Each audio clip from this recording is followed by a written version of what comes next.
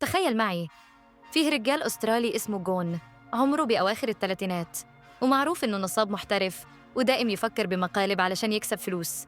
وكان وقتها بالسجن عام 1984، ويوم كان جالس لحاله خطر بباله أخطر عملية نصب بتاريخ سباقات الخيل. الفكرة؟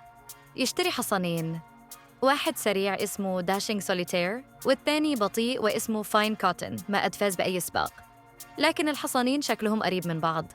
خطوا إنه يسجل الحصان البطيء في سباق كبير، لأن الناس بتتوقع إنه يخسر، وبكذا تكون الأرباح لو فاز خرافية. لكن قبل السباق بيوم يبدله بالحمار الوحشي السريع. بس المشكلة، قبل السباق بأيام الحصان السريع خاف من كينجر طلع له فجأة، وركض لين دخل في سلك شائك وانجرح وما عاد يقدر يركض. جون تورط، خصوصاً إنه قال الخطة لكثير ناس، حتى مافيا كانوا ناويين يربحون معه.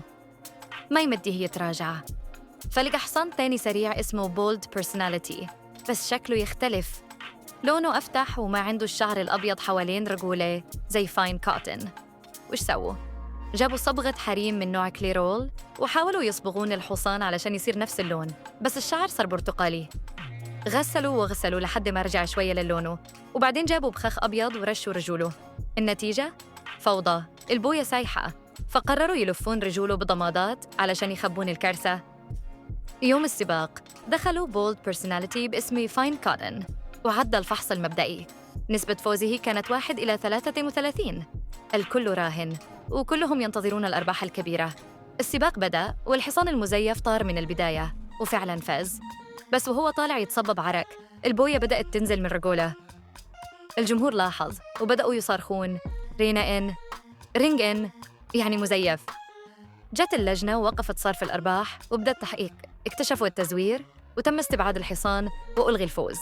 جون انمسك وانسجن 4 سنوات وانحرم من دخول سباقات الخيل للأبد.